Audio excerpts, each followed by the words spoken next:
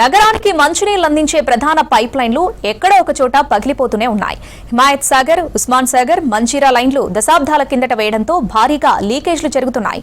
ఒకసారి pipe line దెబ్బతింటే 24 గంటల నుంచి 48 గంటల పాటు నీటి సరఫరా నిలిచిపోతుంది.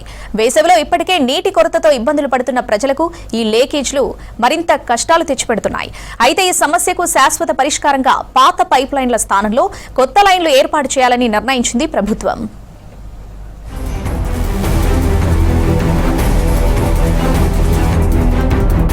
హైదరాబాద్ నగరానికి హిమాయత్ సాగర్, ఉస్మాన్ సాగర్, మంజీరా ప్రాజెక్టుల నుంచి నీటిని తరలిస్తున్నారు.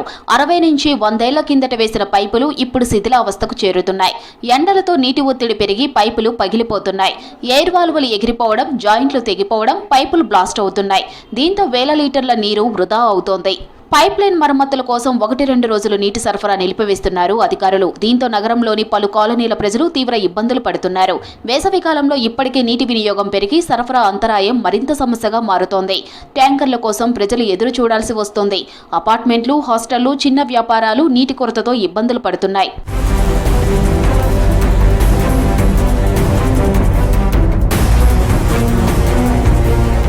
హైదరాబాద్ నగరానికి జంట జలాశయాల నీళ్లు సరిపోని పరిస్థితుల్లో నగర విస్తరణను దృష్టిలో పెట్టుకుని 1965లో మంజీరా ఫేజ్ 1 ప్రాజెక్టును ప్రారంభించింది అప్పటి ప్రభుత్వం. సంగారెడ్డి జిల్లాలోని మంజీరా నది నుంచి నగరానికి నీటిని తరలించేందుకు 1500 mm సామర్థ్యం గల PSP పైప్ లైన్లు ఏర్పాటు చేశారు. అనంతరం పెరుగుతున్న జనాభా అవసరాలను దృష్టిలో పెట్టుకుని 1981లో మంజీరా ఫేజ్ 2 ప్రాజెక్టును పూర్తి చేశారు. కలాబ్గూర్ ప్రాంతం నుంచి నగరానికి అదనపు నీటిని తరలించేందుకు మరో భారీ పైప్ లైన్ నిర్మించారు. ప్రస్తుతం ఈ 2 దశల ద్వారా ప్రతిరోజు సుమారు 164 మిలియన్ లీటర్ల నీరు నగరానికి సరఫరా అవుతోంది.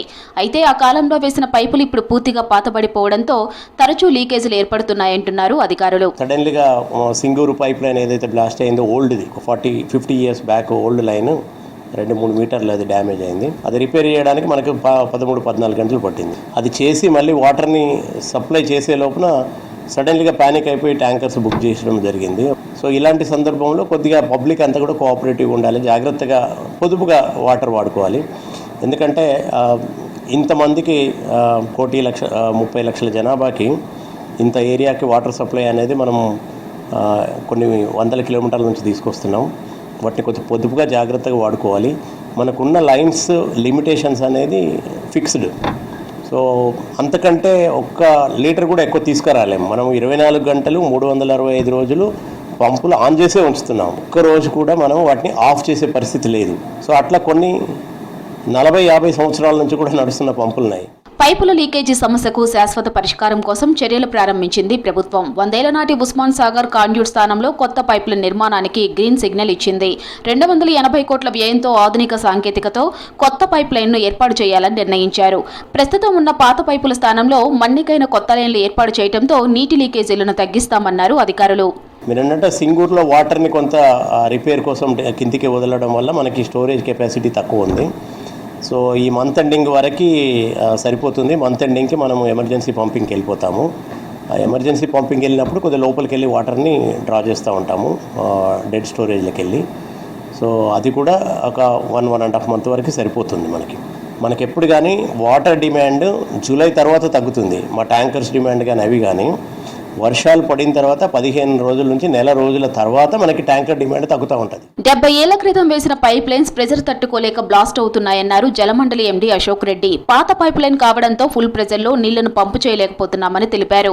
మంజీరాతో పాటు ఉస్మాన్ సాగర్ నుంచి నగరానికి కొత్త పైప్ లైన్లు వేయడానికి ప్రణాళికలు రెడీ చేశామన్నారు అశోక్ రెడ్డి. కొత్త పైప్ లైన్ల నిర్మాణం, మంజీరా ఆధునీకరణ ప్రాజెక్టులతో లీకేజీలు, నీటి వృధా జరిగిందంటున్నారు జలమండలి అధికారులు. దీంతో నగర ప్రజలకు అంతరాయం లేని తాగునీటిని చేస్తామన్నారు.